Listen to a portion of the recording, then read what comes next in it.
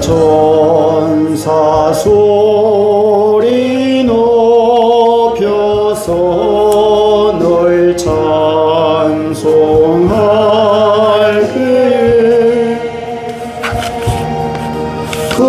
거전 노래 곡조가 참 아름답도다.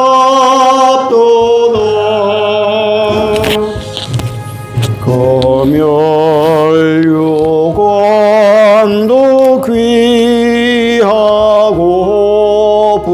부활도 귀하다.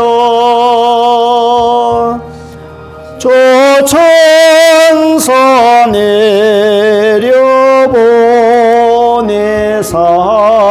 날 영접하소서.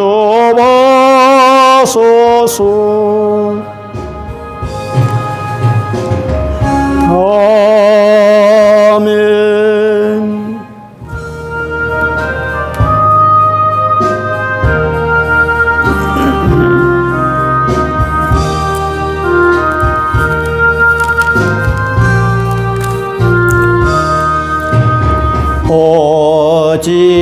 어지러운 세상 중에 기쁜 소리 들리니 예수 말씀하시기를 믿는 자여 따르라.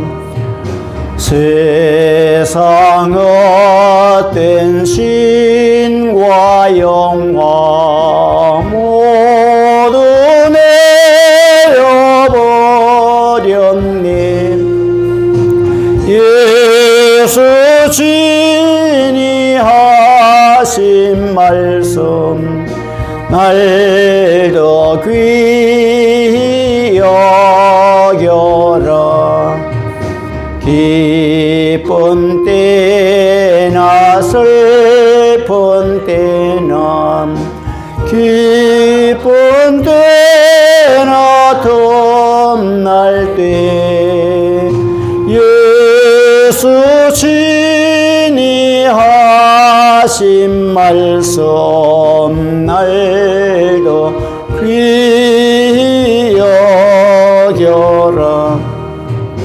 주님 거신 은혜로서 보름 덮게 하시고 복종을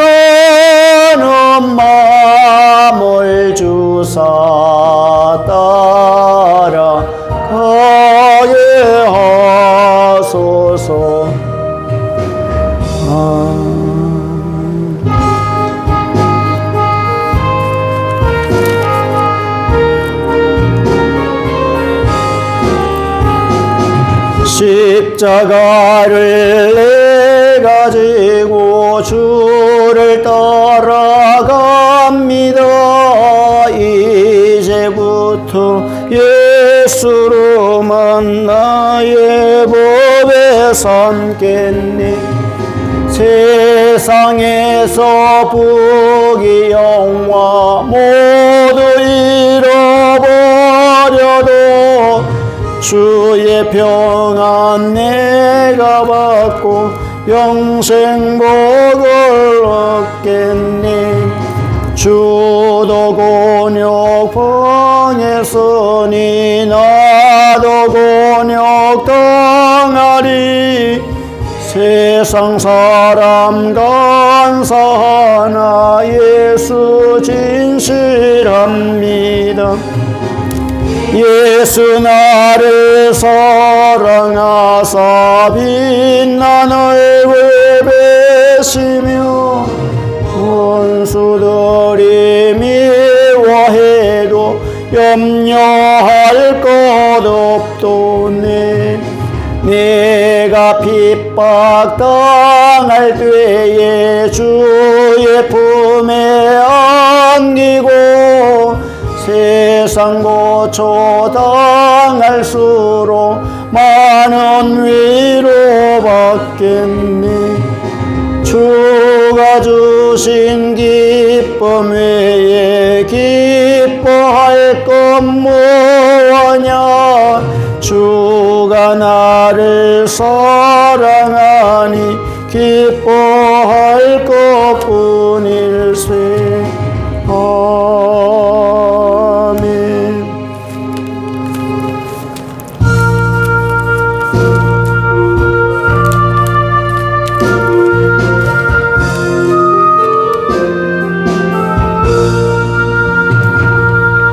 나는 예수 따라가는 십자가 군사라. 주 이름 정언하기를 왜 주저하리요.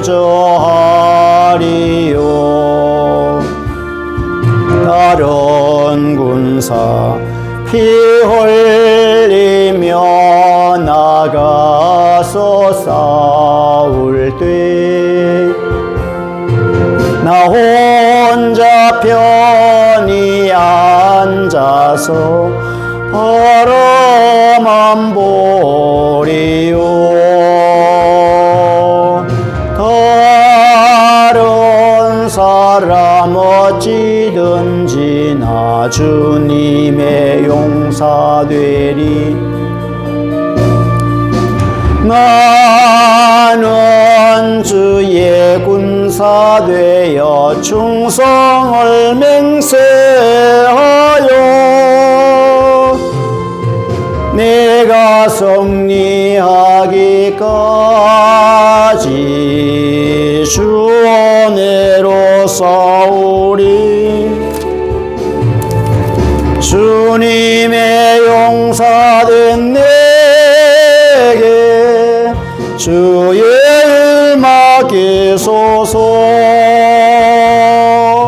큰 싸움은 시작되어 용사를 부른다. 일어나 전쟁 마당에 다 어서 나가자. 거룩하신 주님 앞에 연유로 나가자. 주님의 권능 힘입어 더 이길 때까지 다른 사람 어찌든지 나 주님의 용사 되리. 나는 주의 군사 되어 충성을 맹세하여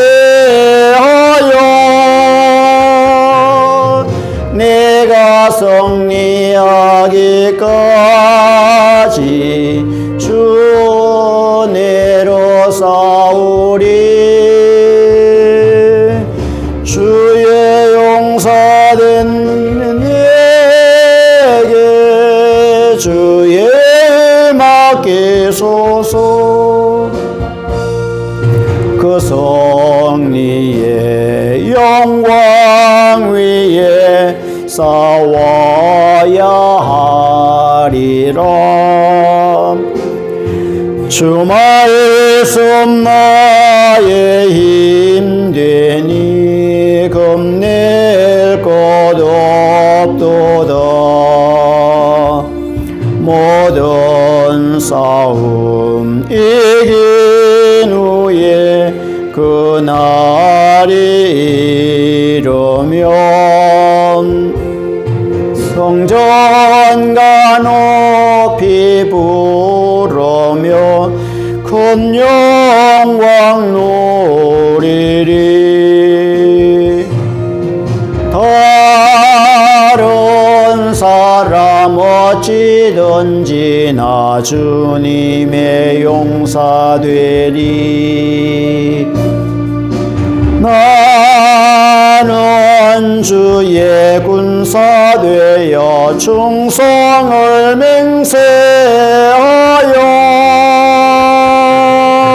내가 승리하기까지 주 은혜로 싸우리. 주님의 용사된 내게 주의 맡기소서.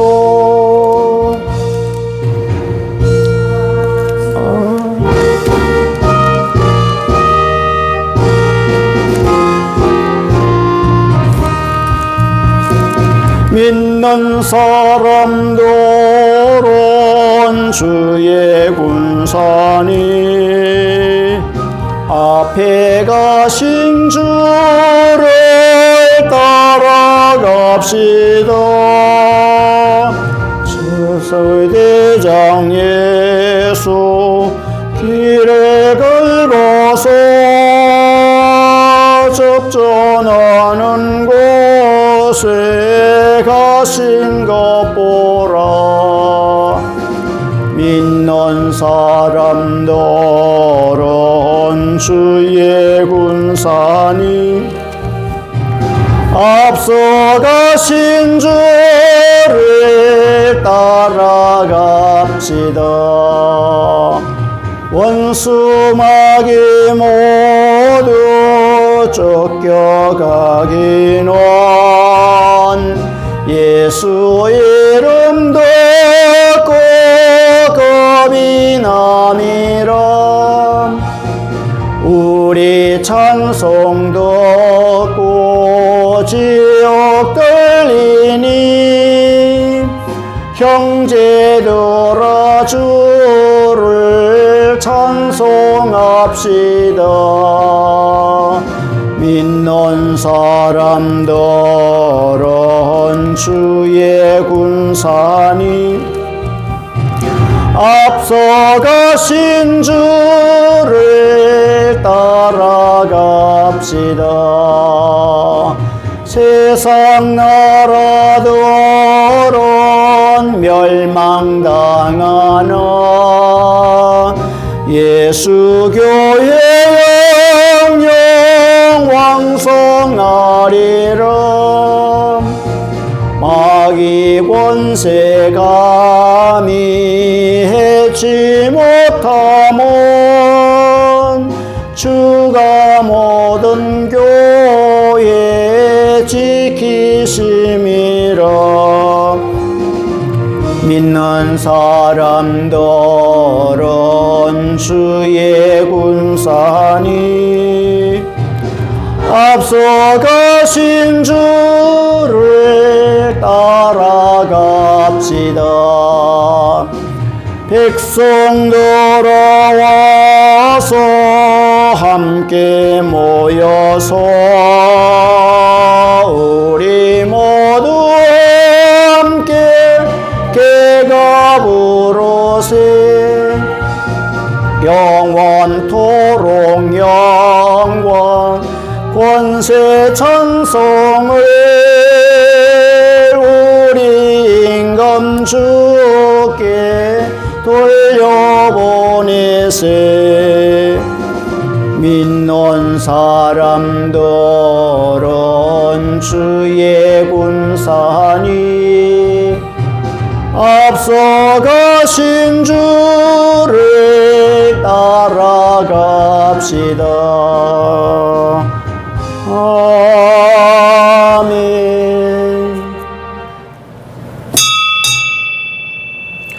함께 주악에 맞춰서 묵상기도함으로 수요 기도의 밤 예배를 하나님 앞에 드리겠습니다.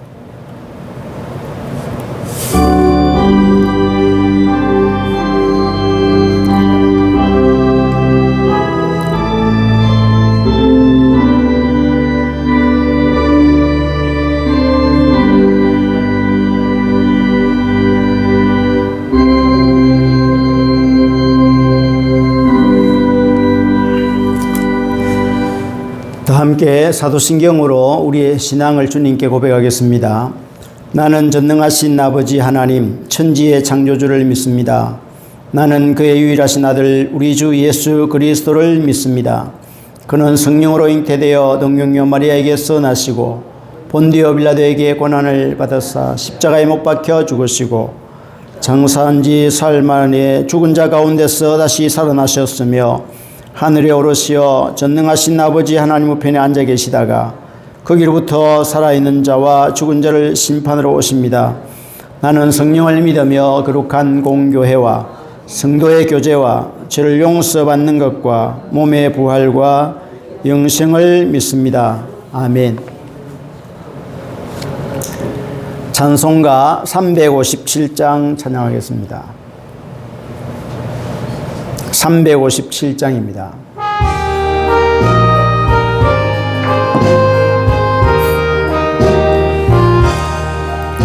주 믿는 사람 일어나 다 힘을 합하여 이 세상 모든 마귀를 다 쳐서 멸하세.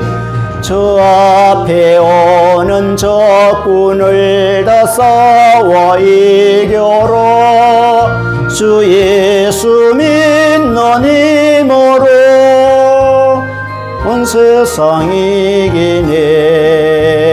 믿음 이기네. 믿음 이기네. 주 예수를 믿음이 온 세상 이기네. 온 인류 마귀 괴율로 큰 죄에 빠지니 진리로 띠를 띠고서 늘 기도드리세. 참 믿고 의지하면서 겁없이 나갈 때 주 예수 믿는 힘으로 온 세상 이기네. 믿음 이기네. 믿음 이기네. 주 예수를 믿음이 온 세상 이기네. 끝까지 이긴 자에게 흰 옷을 입히고 또 영생 복을 주시니 참 기쁜 일일세. 이 어두운 세상 지나서 저 천성 가도록 주 예수 믿는 힘으로 온 세상 이기네. 믿음 이기네. 믿음 이기네. 주 예수를 믿음이 온 세상 이기네. 같이 기도하겠습니다. 거룩하신 우리 아버지 하나님, 오늘 또 3.1 기도의 밤을 맞이해서 하나님의 말씀 앞에 저희들을 인도하여 주시었사오니 진심으로 감사합니다. 정말 이 시대는 참으로 어렵고 난감한 그런 가운데 있습니다. 코로나19로 인해서 온 세상이 이렇게 어려움 가운데 빠져서 어찌할 바를 모르는 가운데 있사옵는데 오늘 우리들에게 믿음을 더하여 주시옵소서.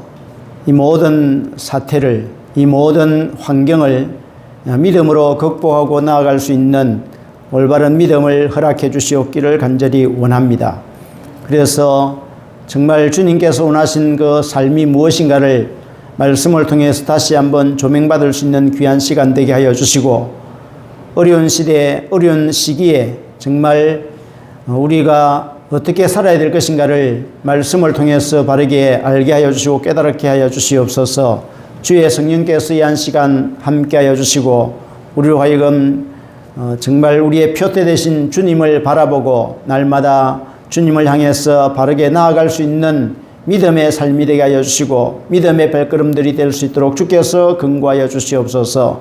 우리의 생각과 우리의 행동과 우리의 모든 사고가 오직 주님의 뜻에 합당한 삶으로 연결되어질 수 있게 하여 주시고 주님 주신 그 믿음 안에서 참된 평안을 누릴 수 있는 복된 성도들 되게 하옵소서. 이 한 시간 주의 성령께서 우리에게 말씀을 전하는 자나 말씀을 받는 자가 함께 하나 되어서 온전히 주님께만 영광 돌릴 수 있는 귀한 시간 되게 하옵소서. 말씀을 깨닫고 그 깨달은 말씀 안에서 정말 생명의 말씀으로 누리며 살 수 있는 저희들 되게 하여 주시옵기를 간절히 소원할 때 예수님 이름으로 간절히 기도드리옵나이다. 아멘. 하나님 말씀은 마태복음 17장입니다. 마태복음 17장 14절부터 20절까지 교독하겠습니다. 마태복음 17장 14절부터 20절까지입니다. 그들이 무리에게 이르매 한 사람이 예수께 와서 꿇어 엎드려 이르되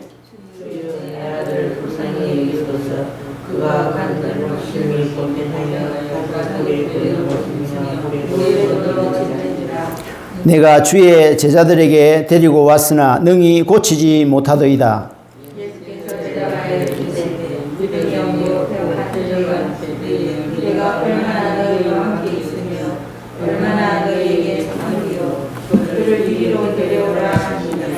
이에 예수께서 꾸짖으시니 귀신이 나가고 아이가 그때부터 나으니라.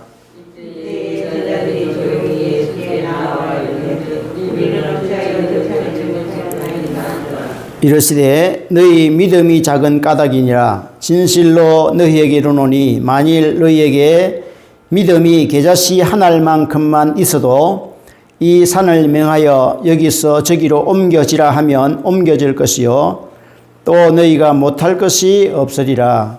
아멘.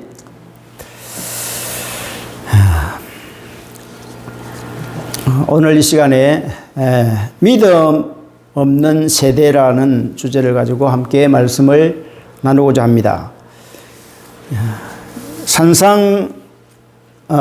변화산에서 예수님께서 엘리야와 모세와 함께 대화하는 그런 광경을 예수님의 제자 3명이 목격했습니다.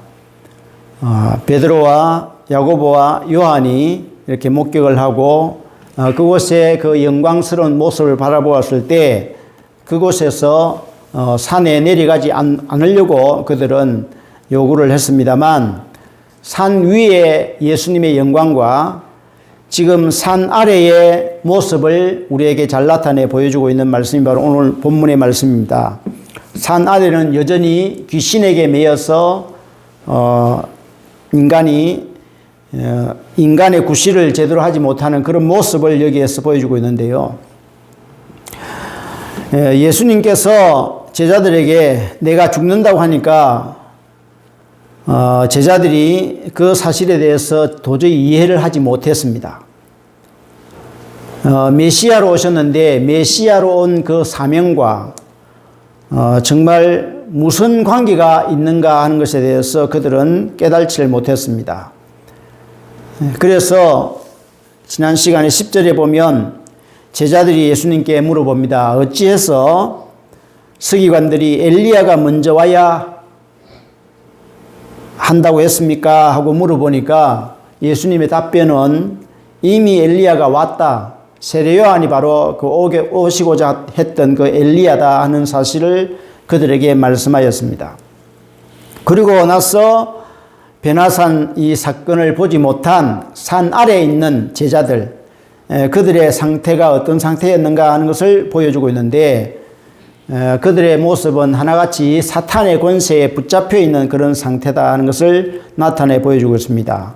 귀신 들린 아이를 데리고 와서 물 속에도 뛰어들고 때로는 불 속에도 뛰어들고 이런 귀신 들려서 이렇게 갈피를 잡지 못하는 이 어린아이, 그 아이를 데리고 온 아버지가 예수님의 제자들에게 고쳐달라고 요구를 했지만 제자들은 손도 대지를 못했습니다.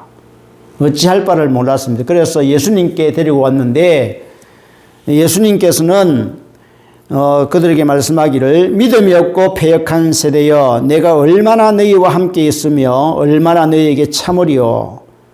그러면서 그를 이리로 데려와라 그렇게 말씀하는 것을 볼 수 있습니다. 이 성경을 보면 전부 다 예수님 중심으로 모든 것이 이루어져 가고 있다는 사실을 보여주고 있는데 성경을 보면 평생 우리에게 따라다니는 한마디가 있습니다. 그것은 뭐냐면 고린도전서 16장 22절을 보면 만일 누구든지 주를 사랑하지 아니하면 저주를 받을지어다 그렇게 되어 있습니다. 주를 사랑하지 않는 자는 저주를 받는다는 것을 말씀하고 있는데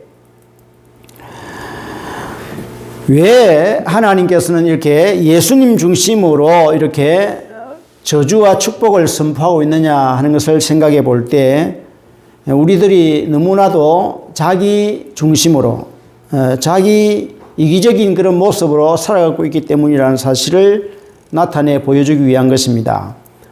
우리는 다른 사람 남을 생각하지 않습니다.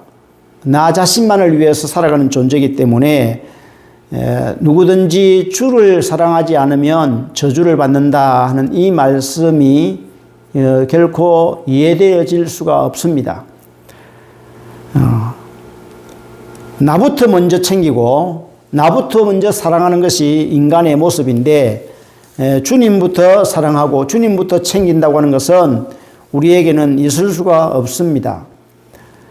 그래서 신앙이라고 하는 것은 하나님께서 우리 인간을 어떻게 보고 계시는가 하는 것을 우리가 보아야 되는데 우리 하나님께서는 우리 인간을 상대하는 것이 아니라 하나님이 보내신 예수 그리스도를 상대하고 있다는 사실을 나타내 보여주고 있습니다. 그래서 이러한 사실은 인간이 알지를 못하기 때문에 예수님 중심에서 모든 것이 이루어지고 있다는 사실을 성경은 우리에게 펼쳐주고 있는데 마귀는 이것을 알고 있습니다.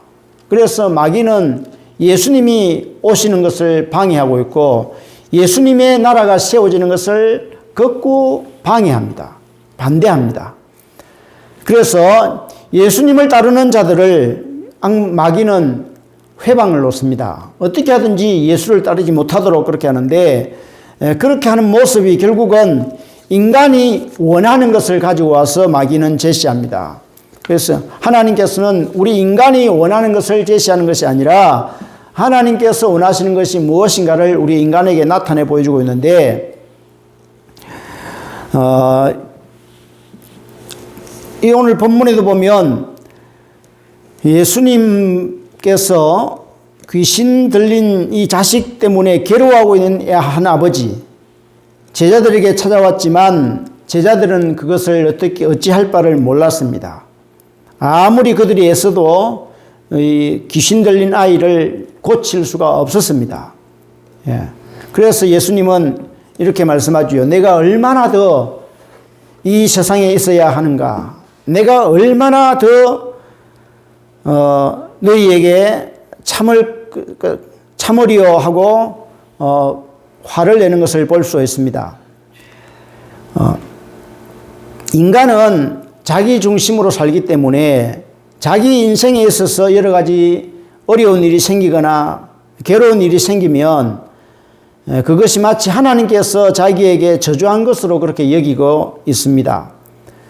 그래서 어떻게 하든지 자기 힘으로 그 저주를 벗어나려고 철회해 보려고 그렇게 안간힘을 기울이고 있는데, 이런 사고방식이 바로 예수님께서 말씀하고 있는 패역한 세대, 믿음이 없는 세대라는 것을 여기에서 나타내 보여주고 있습니다. 그것은 전혀 예수님이 어떤 분인가에 대해서 관심을 가지지 않는다는 것입니다. 자기 문제, 자기 가정에 일어나는 문제, 자기 자식 문제, 이런 것에만 관심을 가지지 예수님이 어떤 분인가에 대해서는 전혀 관심이 없습니다.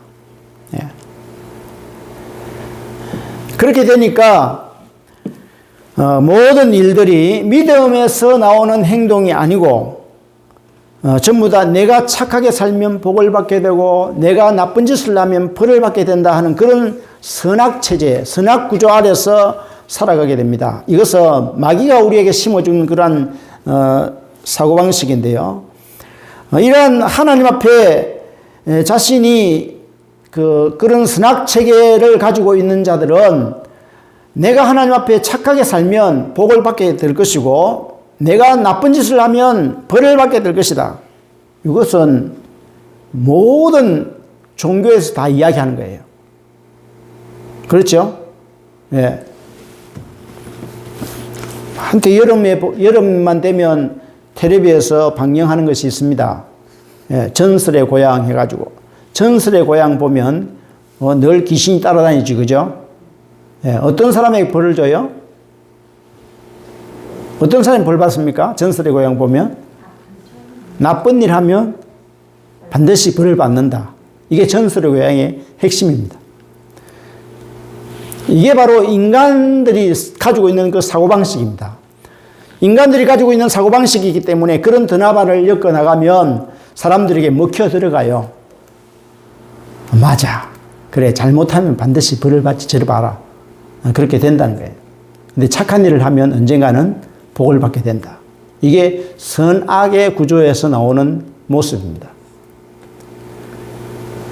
이것은 창세기 3장에서 말하는 선악과를 따먹은 그런 그 상태에서 나타나는 건데요. 그 선악과라고 하는 것은 하나님을 하나님으로 인정하느냐 인정하지 않느냐의 그런 문제입니다. 하나님께서 우리의 창조주가 되시고 우리의 주인 되신다. 그 하나님 말씀을 어기는 것은 바로 창조주 되신 하나님을 믿지 않고 내가 신이 되겠다는 거예요. 그래서 마귀가 꼬신 것이 뭡니까?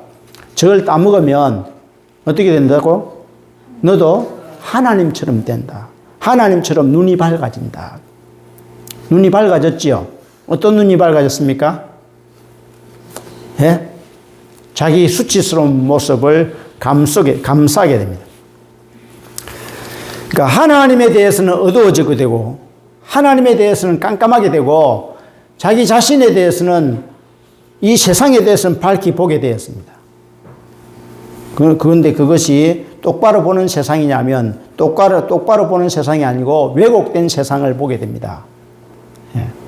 그래서 나온 것이 바로 선악 구조로서 착한 일을 하면 복을 받고 악한 일을 하면 벌을 받는다는 그 구조가 마귀가 심어준 구조인데요.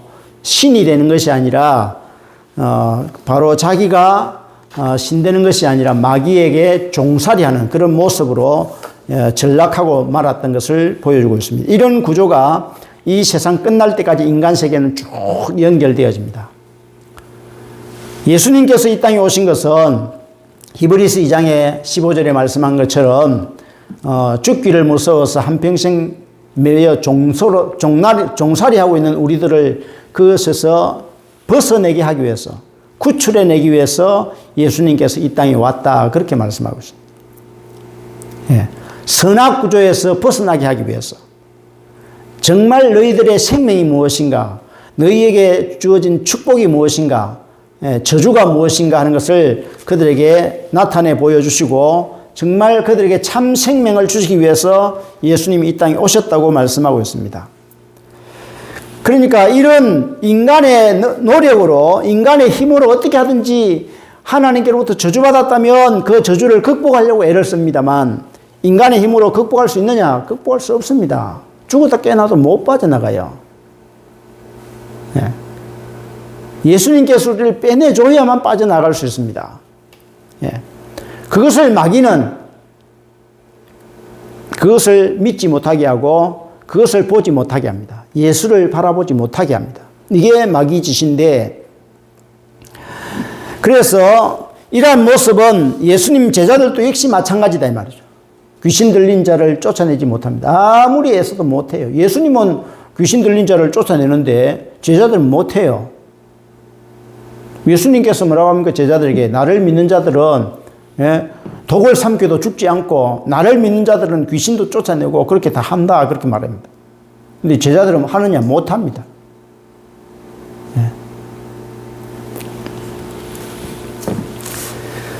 결국은 예수님이 어떤 분인가 대해서 제대로 알지 못하기 때문에 예수를 따라다니는 제자들마저도 그 일을 못한다는 겁니다. 그래서 예수님이 탄식합니다. 예. 내가 언제까지 너희들과 함께 해서야, 예? 내가 얼마나 참아야 됐냐 하고 탄식하고 있는 것을 볼 수 있습니다. 결국은 이 말은 내가 없이는 되는 일이 없다는 것을 그들에게 나타내 보여주는 말씀입니다. 예. 그것은 너무나도 이 세대 사람들이 자기들만 생각하고 살아가기 때문에 그런 현상이 나타난다는 것을 보여주고 있는데, 악마는, 마귀는 예수님을 알기 때문에 예수님을 상대합니다. 사도행전 19장 15절을 보면 사도 바울이 기도해서 병자를 고쳐내고 귀신을 쫓아내고 가는 그런 일들이 발생하게 되었습니다. 그러니까 그것을 본 사람들이 이 바울의 흉내를 냅니다. 이 바울이 예수님 이름으로 맹하노니 귀신아 물러가라 하니까 물러갑니다. 그러니까 자기들도 예수 이름으로 맹하노니 귀신아 물러가라 그렇게 하니까 귀신이 어떻게 하느냐면 귀신이 그들에게 달라듭니다. 내가 예수도 알고 내가 바울도 아는데 너는 누구?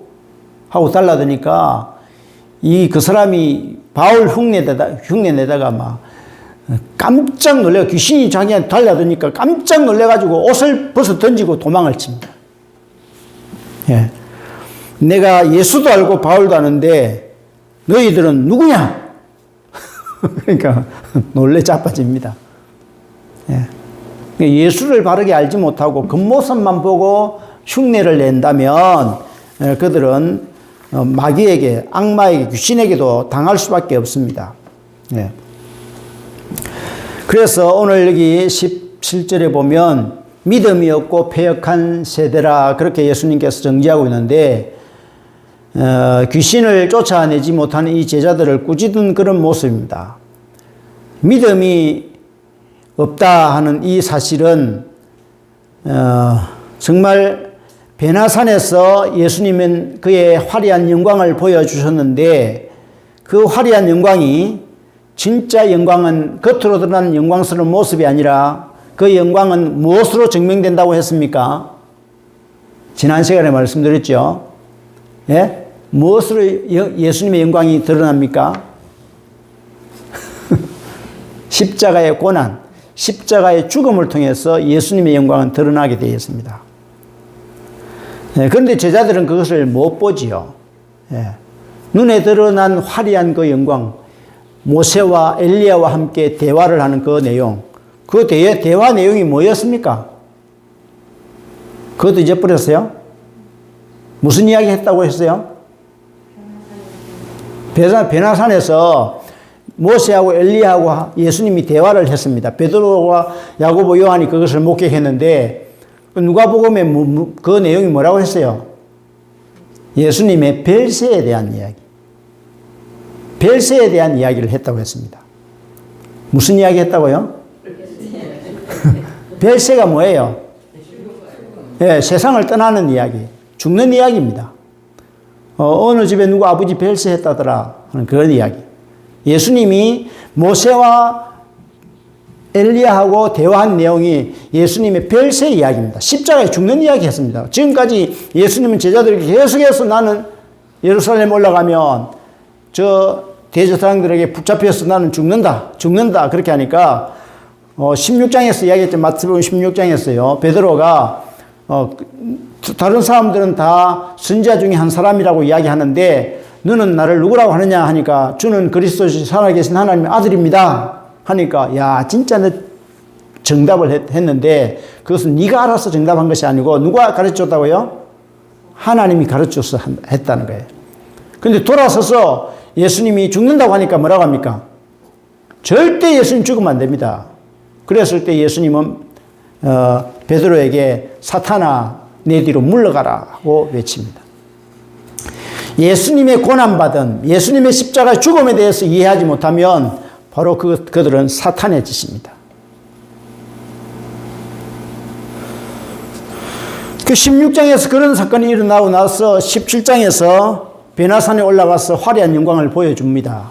화려한 영광을 보여주는데 그 영광스러운 모습에서 엘리야와 모세와 함께 대화하는 그 내용이 뭐냐면 역시 예수님의 십자가의 죽음의 이야기를 이야기하고 있다. 죽는다는 이야기를 하고 있습니다. 그러니까 진짜 영광은 뭐냐면 예수님의 죽음을 통해서 드러난다는 거예요. 그걸 모르니까 산 위에 올라간 사람이나 산 아래에 있는 제자들이나 똑같이 모르는 거예요. 결국은 뭐냐면 믿음이 겨자씨만한 믿음만 너희들에게 있어도 이 산을 옮겨서 저리로 옮겨가라 해도 옮겨갈 것이다. 겨자씨만한 믿음이라고 하는 것은 극히 작은 것을 이야기합니다. 작은 것. 예, 가장 작은 믿음이라도 있다면 이 산을 명령해가지고 저쪽으로 옮겨달라. 예, 이 실천도 옥류봉을 저 장목에다 옮겨가라 해도 옮겨간다는 거예요. 해볼까요, 우리? 오늘. 예? 여러분, 믿음이 있습니까? 없습니까? 예? 그만한 믿음 없어요? 그럼 얼마만한 믿음 있는데요? 예? 사람 못 남겨요? 자, 겨자씨만한 믿음, 조그만한, 예? 깨알 만한 믿음만 있어도 옮겨간다는 거예요. 깨알 만한 믿음 없어요? 예, 유 집사님? 깨알 만한 믿음 없어요? 예, 김정수 집사님 없어요? 조그마한 거 있어요? 아니, 좁쌀 만한 믿음 없어요? 예? 겨자씨만 하다는 것은 우리나라 말로 하면 좁쌀 만한 믿음이다. 좁쌀 크지요? 예? 좁쌀이 작잖아, 그죠? 그 조그마한 믿음만 있어도 이 산을 들어서 옮길 수 있다는 거예요. 결국은 이 말은 뭐냐면 우리에게는 제자들에게도 믿음이 하나도 없다. 그런 뜻이에요. 그러니까 믿음 있는 채 하지 말라는 거지. 예. 그 믿음 개코도 없다는 거예요. 그럼 어떻게 우리가 예수를 믿습니까? 믿을 수 있어요? 예? 예수님 믿지요. 그런 믿음이 있다면 산을 옮긴다니까? 옮겨보자고.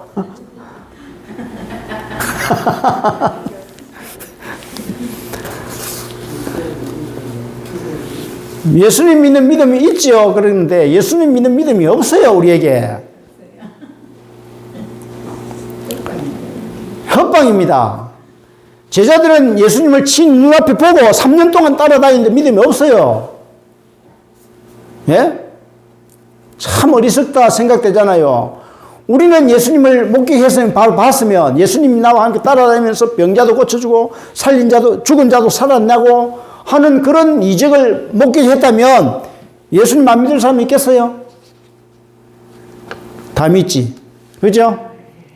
근데 제자들은 못 믿었어요. 믿음 하나도 없었습니다. 그럼 뭐 도대체 어떻게 하면 되느냐 이거예요. 도대체.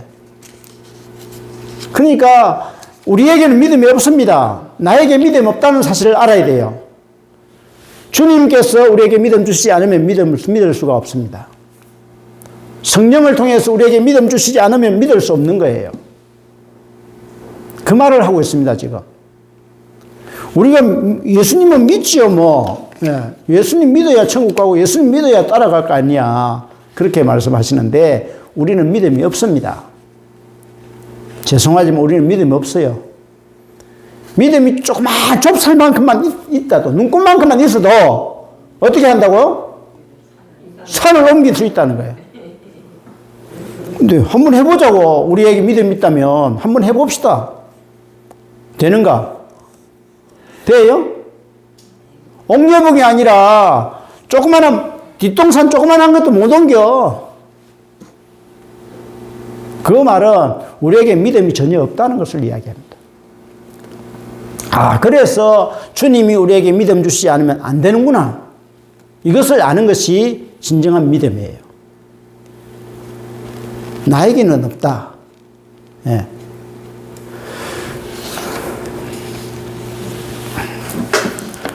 그럼에도 불구하고 오늘날에도 믿음이 있다고 하는 사람들이 예수님을 거론하면서 예수님 이름 믿는다고 하면서 또 예수님의 이름을 거론하면서 정말 병 고치는 이적을 나타낸다고 하고 방언한다고 하고 막 온갖 그 생쇼를 벌이고 있는데요.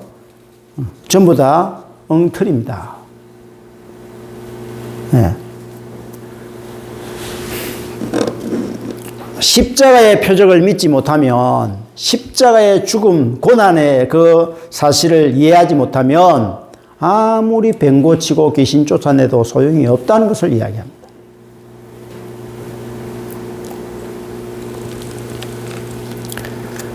그럼에도 불구하고 이 세대는 끊임없이 예수님 이름 들먹이면서 병 고치려고 하고 있고 귀신을 쫓아내려고 하고 있고 여러 가지 이적들을 나타내 보이려고 합니다. 근데 예수님께서 보여주시고자 하는 마지막 이적은, 표적은 요나의 표적밖에 없다고 이야기합니다. 내가 십자가에 죽는다. 죽었다가 3일 만에 다시 살아난다. 이걸 이야기합니다. 그런데 그 말씀조차도 제자들이 이해하지를 못합니다. 이해하지를 못하고 언제 깨닫게 되느냐 하면 예수님이 죽었다가 부활하셔서 성천하시고 난 뒤에 약속하신 보혜사 성령을 보내줬을 때 성령이 임하게 되었을 때 예수님이 그동안에 3년 동안 했던 그 말씀들이 새록새록 깨닫게 되는 거예요. 우리에게는 믿음이 없구나. 주님이 주셔야 되는구나 하는 것을 깨닫게 되었습니다. 그때부터 그들은 죽음이 와도 무서워하지 않았습니다. 예수가 살아났다는 사실을 전파하고 다니는 사람들이 예수님 죽고 난 뒤에 제자들이었는데 그들이 모인 사람들이 그리스도인이 되었습니다. 그리스도인. 예, 그리스도인이라고 하는 것은 그때 당시에는 이단이에요. 이단. 저 유대교에서 볼 때는 이단이에요. 그래서 그리스도인이 되는데 그리스도의 사람이 된다는 거예요. 그리스도만 전파하는 사람이 됩니다. 그리스도가 살아났다는 사실을 믿고 그것만 증거하는 사람이 됩니다. 그전에는 예수님 십자가에 붙잡혀 죽을 때는 베드로마저도 어떻게 했습니까? 예수님 내 믿는다. 나 예수님 따라다니는 제자다. 그렇게 했습니까? 했어요? 못했어요? 못했지요. 왜 못했어요? 왜 못했을까? 예? 예수님 지금 붙잡혀서 십자가에 죽게 되었습니다.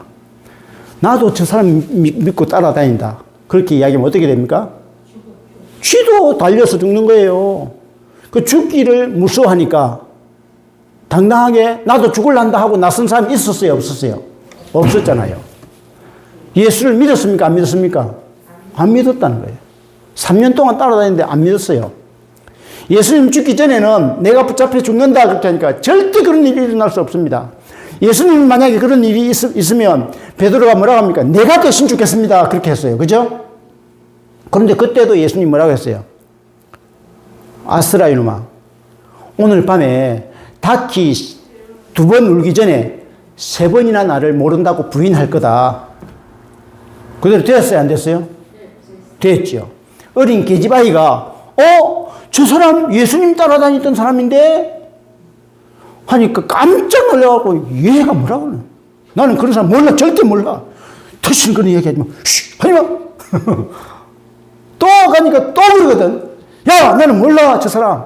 3번째 그러니까 저 십자가에 매달려 죽을 예수는 하나님으로부터 저주받아 마땅한 인간이야. 저 죄인은 마땅히 죽어야 돼. 하고 저주를 퍼부었습니다. 그러자 무슨 소리가 들렸어요? 꼬끼요 하고 닭이 오는 거야. 그때 무슨 생각이 났겠습니까? 베드로가.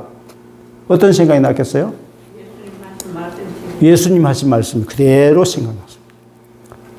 네가 오늘 밤 닭이 2번 울기 전에 나를 3번이나 모른다고 부인할 것이다. 그대로 됐습니다. 그러면서 예수님이 마지막에 뭐라고 했느냐면 가룟 유다는 예수님 팔고 지옥 갔습니다. 그죠? 근데 베드로는 예수님 팔고도 왜 구원받게 됐느냐? 예수님께서 그런 말씀을 하시고 3번 부인할 것이다 하고 난 뒤에 뭐라고 했느냐면 너는 젊었을 때는 네 마음대로 띠를 띠고 온 천지만방 돌아다녔지만 늙어서는 네가 다른 사람이 너를 띠띠워가지고 네가 원치 않은 곳으로 끌고 다닐 것이다. 그러나 내가 너를 위해서 기도한다. 무슨 덕분으로 구원받았어요, 베드로가? 예수님의 기도 덕분으로 구원받게 됩니다. 그것을 아는 것이 성도입니다. 내 믿음으로 구원받는 것이 아니라 주님이 지금도 우리를 위해서 쉬지 않고 기도하고 계십니다. 저 문영호 불쌍히 여겨주십시오. 저 옥삼선 불쌍히 여겨주세요. 하고 주님이 지금도 우리를 위해서 기도하고 계십니다.